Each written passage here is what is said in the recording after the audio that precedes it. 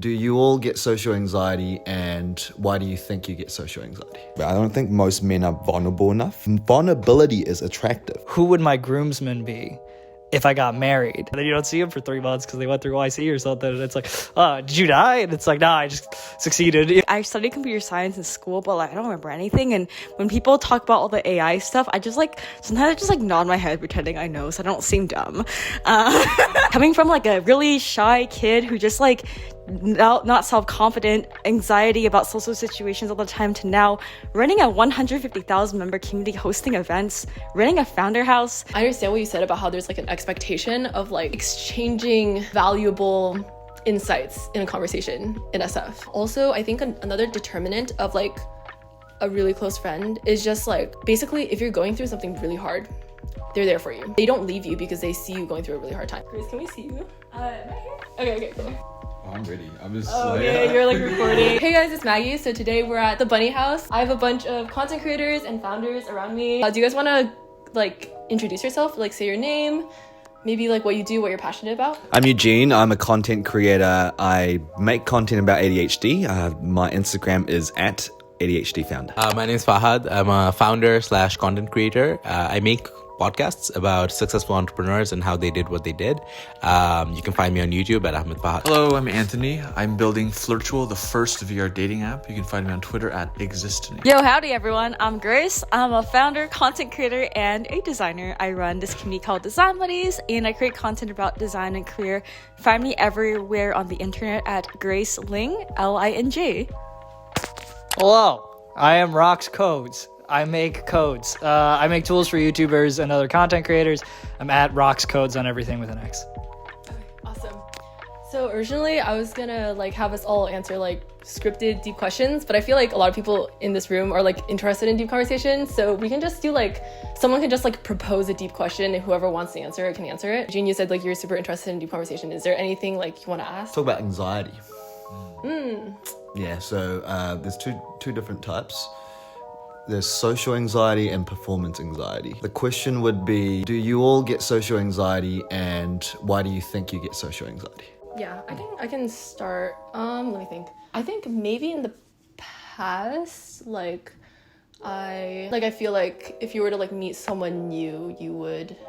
Okay, I'll start by talking about the present. I don't really think I get much like social anxiety nowadays. I think my mindset with that is kind of like, it's like be yourself and be genuine. And if they like you, they like you. If they don't, they don't. Like everyone's just kind of focused on themselves, you know? I think I've learned to like not really care about what other people think of me. I think like everyone's just like concerned with their own problems, and what we can do as like individuals is just to, like, as I said, be authentic, but also like try to make the other person comfortable, be interested in the other person. Like I'm pretty curious about other people. So I like to ask other people questions I'm curious about. Which leads to like deep questions. Maybe in the past, let me think. I think in the past I would overthink more. Maybe like in middle part of like high school, I think it's like very natural to be concerned with like, oh, like, do I know how to make conversation? Like, am I like socially aware, or am I like, oh, like the question, like, am I interesting? Yeah, definitely. I think sometimes I get social anxiety. It's kind of sort of mostly imposter syndrome, right? If that makes sense. Like, so it's kind of paradoxical. Part of me is like, you should always punch above your weight class, right? You should always try to do the things you can't, or people think you cannot. And then once you're kind of doing it, you're like, oh shit, I'm an imposter. Like I don't belong. You know, these guys are, you know, so much farther ahead. And you feel like, oh wow, am I out of place? But then, you know, you gotta have, what I kind of tell myself is, you have to roll with the punches. You know, you have to prove your worth through your work. Like it's proof of work, you know, like, I think we all talk to ourselves. We all have a monologue. Like most of us have a monologue. You can either use it to kind of, you know, enable you or debilitate you. Like, most of the time, like I'm fighting, against like, thoughts that take away from my power, or like, you know, are not empowering me. But you have to actively kind of try and let it empower you, I guess. Yeah, if that makes sense. Yeah, I think I do have some social anxiety, and it's triggered by being in an SF, like a little bit. like when you're meeting new people here, especially, I feel like there's more pressure to seem intelligent, interesting. No, you don't feel that? Interesting. I feel like there's such a pressure to feel to really make an impression and last. And so I faced depression last summer, and with that I became like more monotone. My thoughts seem to come slower. I speak more slower, and I hope that's not translated to now. So I'm trying to get my energy up. I think Americans are I'm Canadian. I think Americans are very expressive and very like high energy. So trying to match that energy takes a lot of mimicking from my standpoint. So Get deep into you later. okay, yeah. So I think I'm naturally more introspective and, maybe a bit more flat in affect, but I feel like I have to like bring it up for this. Yeah. So definitely, but it's getting a little better as I spend more time in networking circles, and I'm just like, yeah, like interesting stuff will bubble to the top, and if it doesn't, that's fine too. It doesn't always have to be a hit. Yeah, definitely resonate with like SF needing to seem intelligent, because I also feel the same way. Wow. Yeah. Like, I know, because sometimes like for me, I'm not really technical. Like I studied computer science in school, but like I don't remember anything. And when people talk about all the AI stuff, I just like, sometimes I just like nod my head pretending I know so I don't seem dumb.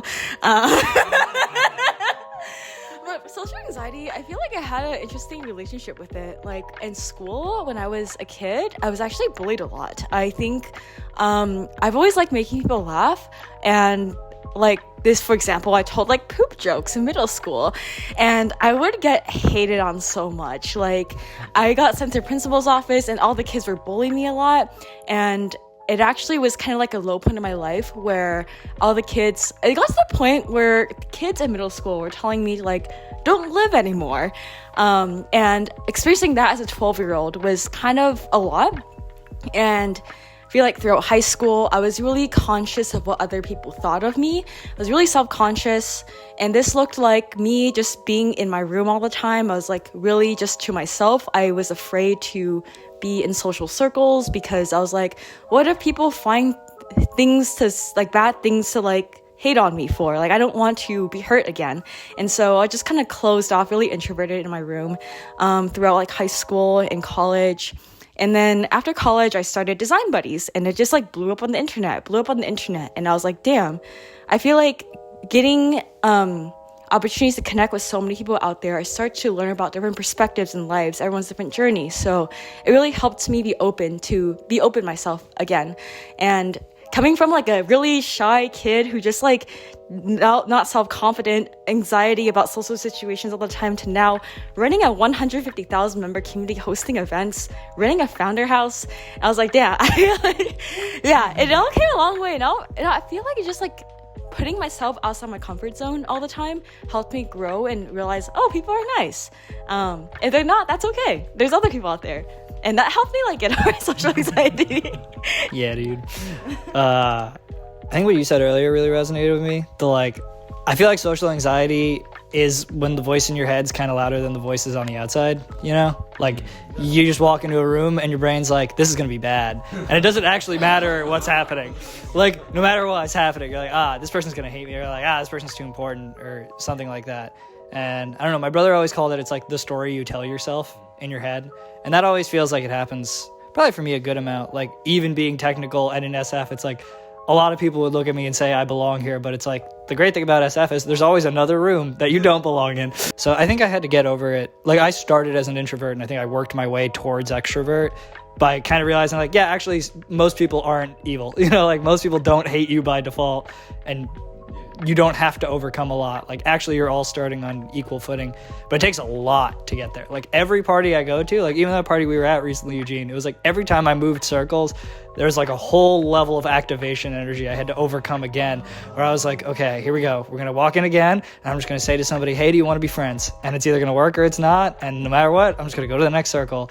Because like, otherwise, I'm going to stare at the wall, you know, and I'm just going to sit in the corner on my phone. And those are the only two options, you know? So it's like, it's been interesting for me because it hasn't been a thing I feel like I've meaningfully gotten over. It feels like a continual task each time I have to overcome it. And yeah, it gets a little bit easier, but it's not trivial. And I don't think it ever gets there for me. Yeah, I kind of wanted to respond to your point about like these like expectations when you're in SF, like the conversation expectations. I think I definitely, I think I was affected by like, I was like kind of affected by that. Like when I first was exposed to like the SF entrepreneurial community, like when I was like 17, 18. I mean, that was just a few years ago. At 18, talking to entrepreneurs. Like I like felt like I was like, oh, like my mindset then, or like my first, like my insecurities then were like, oh, like why am I not accomplished enough? Like why am I not passionate enough? Like I haven't really done anything. And yeah, but I feel like over time is kind of like I was like, I think I like put people on a pedestal like back then, like if they were like super passionate or authentic, like I thought that was super cool.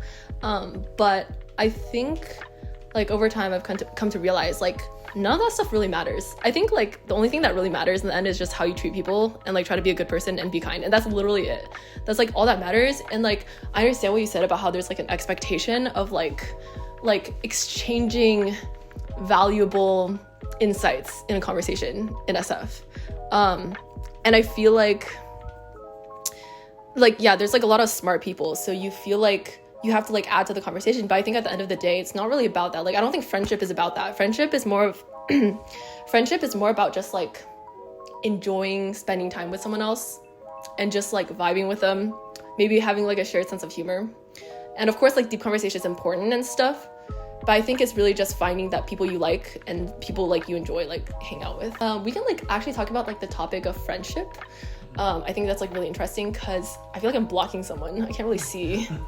Like just like rise above me. I've said this in like a lot of videos and I talked about this a lot, but like the idea that human relationships are the largest determinant of happiness. And so I think it's so important for people to find their people, find people they trust, and find people that they can rely on. So in terms of like, do you guys think you have like fulfilling friendships, or like where have you found the people you like vibe most with? What do you think is like the definition of a close friend, and like why are you like good friends with them? I guess I don't know who wants to start.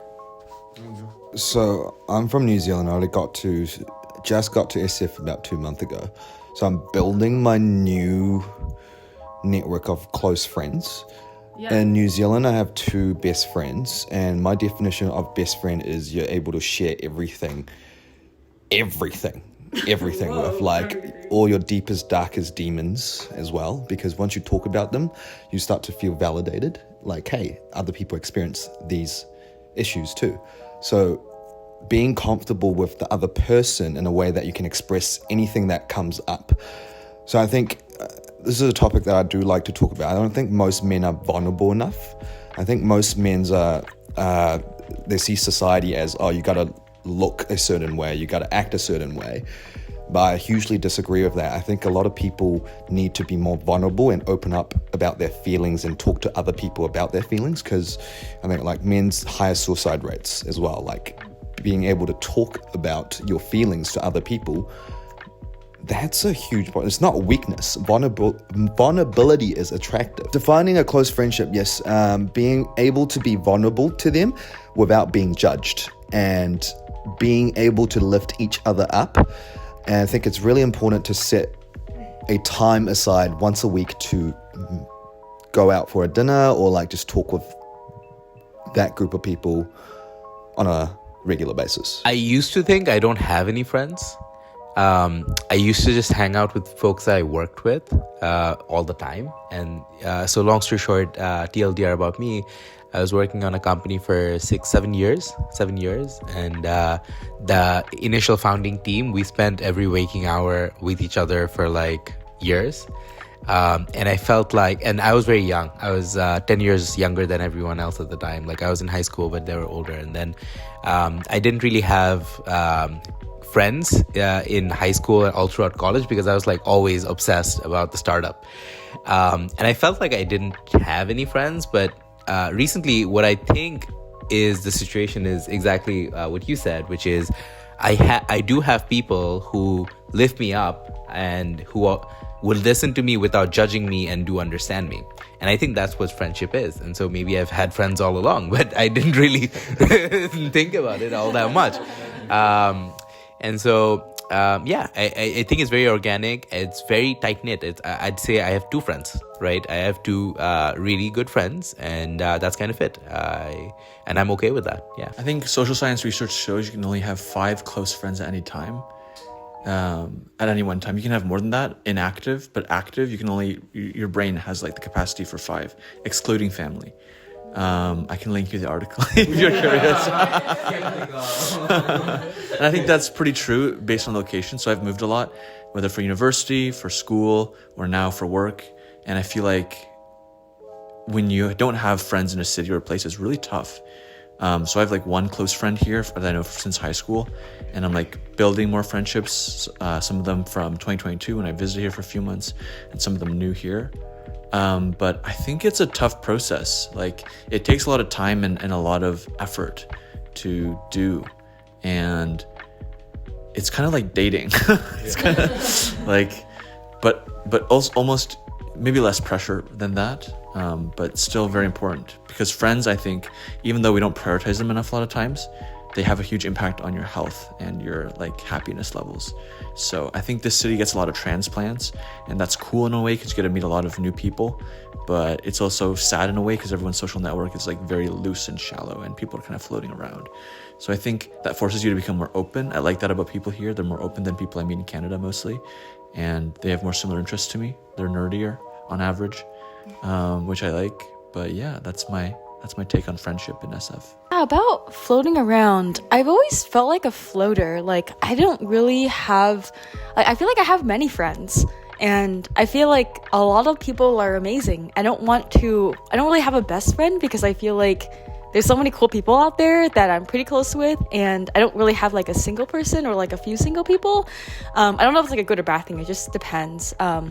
Like I feel like I always have so many random interests. I've always floated around many different friend groups. I never had a core friend group. I don't know if that's like a good or bad thing, but it's like, I don't know. I feel like I've always do so many random things that meets so many people. And maybe it's something I should work on, or maybe just continue floating around that way. But that's something I'm still trying to discover, like learning more about friendship and seeing how we can help each other out.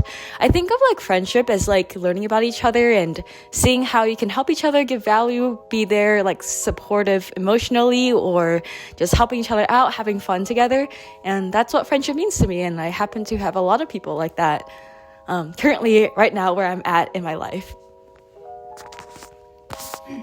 Yeah, I thought about this a lot, actually. I have a note in my Notion that's like literally called like theories on friends, and it's got like 2 or 3 pages in it, because there was like, I've read some things that I really liked. One thing was like the premise of tenured friends, like you have tenured professors, where it's like, yeah, you have friends who are like your high school friends, and it's like, it doesn't matter if you haven't seen each other in 10 years, you show back up in each other's lives, and it's like, hey man, how you doing? You still play Smash? Like, what's up? You know, and you kind of start from zero. But what really messed with me very recently, I'm dating my girlfriend about 2 years now, and you know, we're probably gonna get married at some point. And the thing that super hit me like a truck was, who would my groomsmen be if I got married?